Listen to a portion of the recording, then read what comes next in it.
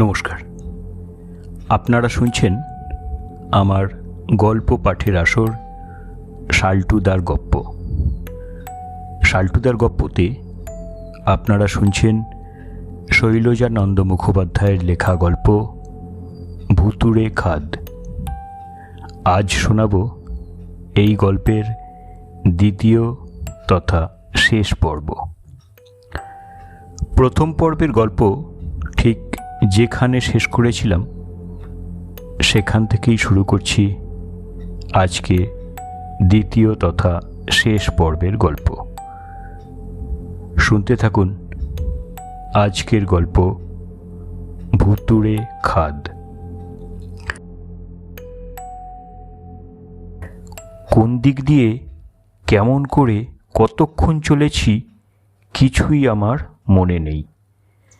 রাত্রির অন্ধকার কেটে গিয়ে চারিদিক যখন ফর্সা হচ্ছে দেখি তখনও আমি পথ চলছি।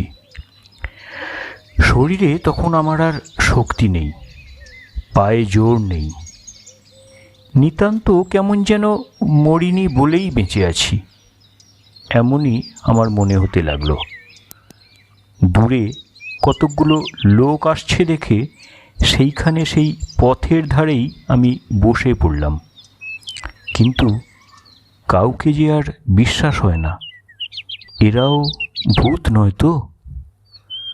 প্রভাতের আলোয় দেখলাম কয়েকজন কুলি তাদের ঝোড়া গাঁইতি কাঁধে নিয়ে কুঠিতে বোধহয় কাজ করতে চলেছে। জিজ্ঞাসা করলাম, হ্যাঁ রে, ডোমরনা কোন দিকে? একজন বললে, ডোমরনা?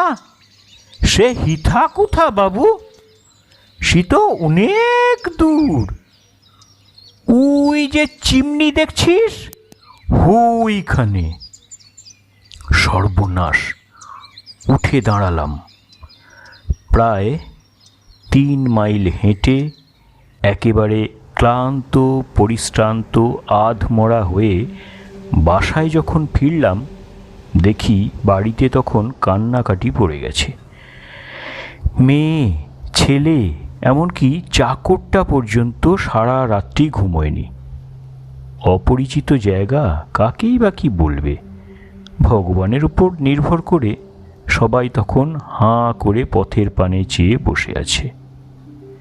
পাছে ওরা ভয় পায় ভেবে কাউকেই আর কিছু বলিনি। বললাম, মরণাপন্ন একটি রোগীর কাছে কাল সারা রাত আমায় জাগতে হয়েছে, তাই আর ফিরতে পারিনি। আমি এখন খুব ক্লান্ত। সকালেই সেখান থেকে আমাকে বদলি করবার জন্য কোম্পানির হেড অফিসে দরখাস্ত করে জবাবের আশায় বসে আছি। এমন দিনে আবার এক দুর্ঘটনা ঘটল। রাত্রি তখন প্রায় 1টা। ম্যানেজারের কাছ থেকে ডাক এলো যে খাদের নিচে লোক মরেছে, আমায় যেতে হবে। বলে পাঠালাম যাওয়া আমার পক্ষে অসম্ভব, ম্যানেজার বাবুকে দয়া করে একবার এখানে আসতে বলো। কিছুক্ষণ পরে আলো হাতে 2জন চাপরাশিকে সঙ্গে নিয়ে ম্যানেজার বাবু নিজেই এলেন। হাসতে হাসতে বললেন, কি ব্যাপার, ভূতের ভয় বুঝি? সেদিনের সেই টুইলার কথাটা আমি তাকে কিন্তু বলিনি মানে আসলে লজ্জায় বলতে পারিনি।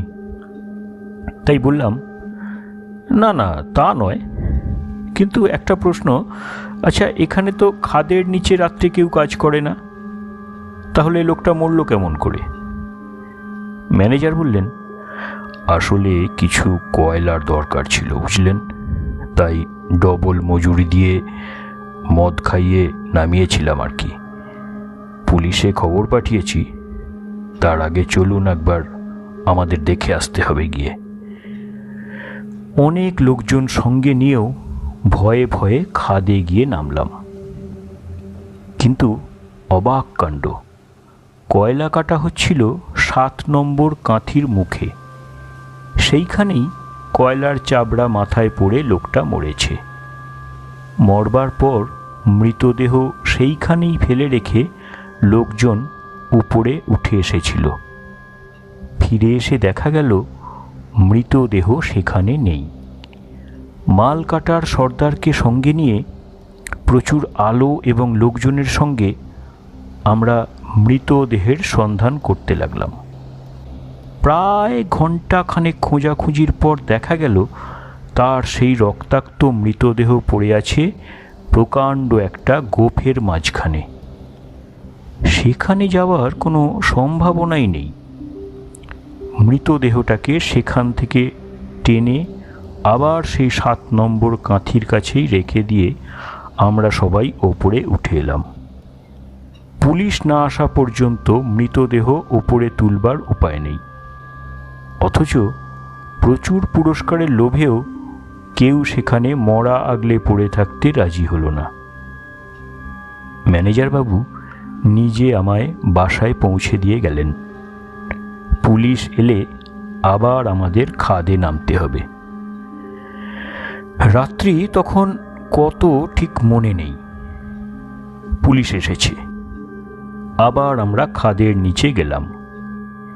এবার আমাদের সঙ্গে আর বেশি লোক গেল না, মানে যেতে চাইল না। ম্যানেজার বাবু হেসে বললেন, আরে কিচ্ছু ভয় নেই, চলুন তো মশাই, পুলিশ যাচ্ছে আমাদের সঙ্গে, আর ভাবনা কি, আর ভূতেরও তো পুলিশের ভয় আছে নাকি। ম্লান হাসি হেসে নেমে তো গেলাম, যা থাকে কপালে। একই রাত্রির অন্ধকার, তার উপর আবার কালো কয়লার সেই পাতালপুরি, চারিদিক কালো। তবে আমাদের সঙ্গে আলোও ছিল প্রচুর। প্রত্যেকের হাতেই একটি করে সেফটি ল্যাম্প, পুলিশের ইন্সপেক্টরের হাতে টর্চ। আগে আগে যাচ্ছে মালকাটার সর্দার, কিন্তু গিয়ে দেখি অবাক কাণ্ড, মৃতদেহ সেখানে নেই। খালি খানিকটা রক্তের দাগ কালো কয়লার ওপর জমাট বেঁধে রয়েছে। আমরা ওর মুখ চাওয়াচাই করে দাঁড়িয়ে আছি। কারো মুখে কোনো কথা নেই, চারিদিক নিস্তব্ধ। খাদের চাল থেকে কোথাও বা খুটখুট করে ছোট ছোট কয়লার টুকরো খসে খসে পড়ছে, কোথাও বা টুপ টুপ করে জল পড়ার শব্দ পাচ্ছি। কি করা যায়? ইন্সপেক্টর বাবু বললেন, আসুন, এদিক ওদিক একটু খোঁজ করে দেখি। আমার বিশ্বাস হচ্ছে না। কিন্তু বিশ্বাস তার না হবারই কথা, কিন্তু আমরা আর বিশ্বাস না করে যাই কোথায়? এর আগের বারেও তো এমনই হয়েছিল। খোঁজাখুঁজি আরম্ভ করলাম। ইন্সপেক্টর বাবু বেশ সাহসী লোক। টর্চের আলো ফেলতে ফেলতে তিনি সবার আগে আগে চললেন। সবার পেছনে যেতে আমার বেশ ভয় করছিল, তাই কোনো রকমে পাশ কাটিয়ে কাটিয়ে কৌশল করে কাউকে জানতে না দিয়ে ফস করে আমি একসময় মাঝে গিয়ে ঢুকলাম। উফ, আর কোনো চিন্তা নেই।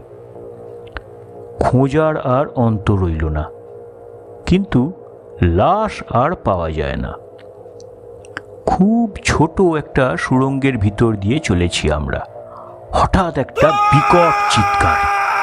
ভয়ানক একটা কিছু অপঘাত ঘটলে মরবার আগে মানুষ যেমন করে চেঁচিয়ে ওঠে, এও ঠিক তেমনই একটা শব্দ। আমরা তো সব চমকে উঠে ভয়ে খানিকটা পিছু হটতে গিয়ে ওর গায়ে পড়লাম। ভয়ে তো আমি ম্যানেজার বাবুকে তখন জড়িয়ে ধরেছি। সর্বাঙ্গ শিরশির করে পায়ের লোমগুলি খাড়া হয়ে উঠেছে। গেলাম আর কি, বাঁচবার আর কোনো আশা নেই। ইন্সপেক্টর বাবু তো অত সাহসী লোক, টর্চের আলো ফেলে যেমনি নিচের দিকে তাকিয়েছেন, দেখেন মৃতদেহর বুকের ওপর পা দিয়ে তিনি দাঁড়িয়ে। বাপ রে বলে তিনি লাফিয়ে একেবারে উল্টে এসে পড়লেন আমার ঘাড়ে। আমি পড়লাম ম্যানেজারের গায়ে। ম্যানেজার দিলেন একটা কনস্টেবলের পা মারিয়ে। এমনি করে সবাই মিলে আমরা হুটোপাটি করছি। এমন সময় অবাক কাণ্ড, ইন্সপেক্টরের হাতের টর্চ গেল নিভে। অনেক টেপাটিপি করেও কিছুতেই আর জ্বালানো গেল না। তারপরেই একে একে আমাদের প্রত্যেকের হাতের আলোগুলো নিভতে আরম্ভ করল। প্রাণের আশা তখন আমরা একেবারেই ছেড়ে দিলাম। কাঠ হয়ে আমরা দাঁড়িয়ে। আমি বললাম, যেমন করে হোক দেশলাই জেলে জেলে সুড়ঙ্গের দেওয়াল ধরে যাওয়া ভালো। সর্দার বললে, হ্যাঁ চল তবে, আমি পথ চিনি। দে একটা জ্বালা কাঠির বাস্ক দে আমার হাতে। আমার পকেটে দেশলাই ছিল। কাঁপতে কাঁপতে সেটা বের করে সর্দারের হাতে দিলাম। কিন্তু ফস করে সর্দার যেই একটা কাঠি জ্বেলেছে, তারই সেই সামান্য আলোতে দেখলাম কিম্ভূত কিমাকার প্রকাণ্ড একটা দৈত্যের মতো কালো কুচকুচে এক সাঁওতাল এসে দাঁড়িয়েছে আমাদের সম্মুখে। লম্বা লম্বা হাত দুটো বাড়িয়ে সে আমাদের সুড়ঙ্গের পথ আগলে বলে উঠল, যাবি কোথা? হ্যাঁ, ছিলেকে আমার বাঁচায় গুতে, তা বাদে যাবি। ইন্সপেক্টরের পকেটে ছিল রিভলভার। চট করে সেটা বের করে তিনি ধাঁ করে চালালেন এক গুলি। ভীষণ আওয়াজে আমাদের কানে তালা লেগে গেল। কিন্তু তৎক্ষণাৎ শুনতে পেলাম অন্ধকার সুড়ঙ্গের মধ্যে ইন্সপেক্টর চিৎকার করে উঠলেন, গেলাম গেলাম, ওরে বাবারে, ওরে বাবারে, ওরে ছেড়ে দে, ছেড়ে দে বাবা, ছেড়ে দে।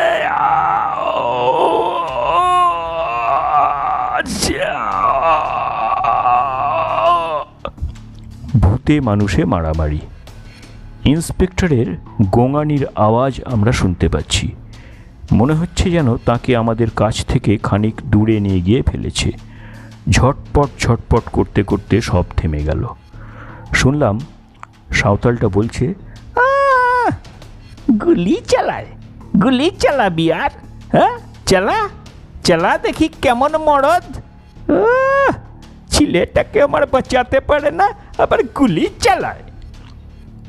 আমরা তখন পরস্পরকে জড়িয়ে ধরে ঠক ঠক করে কাঁপছি। আবার শুনতে পেলাম, আমাকে মেরেছিস বানে ডুবই জলের ভিতর, ঠিক ইঁদুর মারা করে। ছেলেটা ছিল, আবার তাকেও মেরে দিলি। বলতে বলতে সাঁওতালটা এগিয়ে এলো আমাদের দিকে। কই তোদের ম্যানেজারটা কই রে? ম্যানেজার? ম্যানেজার বাবু কেঁদে ফেললেন, দোহাই বাবা, আমায় ছেড়ে দে বাবা, আমার কোনো দোষ নেই বাবা, আমি তখন ছিলুম না, দোহাই বাবা। আচ্ছা, তোকে না হয় ছেড়ে দিলাম, কই ডাক্তার, ডাক্তারটা কই? বলেই হাত বাড়িয়ে টপ করে আমার ঘাড় ধরে বললে, আয় দেখ তুই যদি বাঁচাতে পারিস আমার ছেলেটাকে। আমার তখন দম আটকে এসেছে, মুখ দিয়ে কথা বেরোচ্ছে না, গোঁ গোঁ করছি। তারপর কেমন করে যে উপরে উঠে এসেছি, কেমন করে যে বাড়ি এসে পৌঁছেছি, কিছুই জানি না। চাকরি ছেড়ে দেব বলে দরখাস্ত তো আগেই করেছি। জবাব এলো কি না তা জানবার জন্যে বেলাবেলি গেলাম সেদিন ম্যানেজারের সঙ্গে দেখা করতে। গিয়ে শুনি অদ্ভুত ব্যাপার, কাল রাত্রি থেকে ম্যানেজারকে কোথাও খুঁজে পাওয়া যাচ্ছে না। খাদের নিচেও না, খাদের উপরেও না। সর্বনাশ! সর্বাঙ্গ আমার শিউরে উঠল। তাহলে তিনি গেলেন কোথায়? এরপর এরপর এরপর কি আমি জানি না। নমস্কার, শেষ করলাম আজকের গল্প ভুতুড়ে খাদ। লিখেছেন শৈলজানন্দ মুখোপাধ্যায়। কেমন লাগলো অবশ্যই জানাবেন। যদি ভালো লাগে তাহলে অবশ্যই আমার চ্যানেলটা সাবস্ক্রাইব করে আমার সাথে থাকুন, পাশে থাকুন, শুনতে থাকুন বাংলা সাহিত্যে আপনার প্রিয় লেখকের আপনার পছন্দের গল্পগুলো।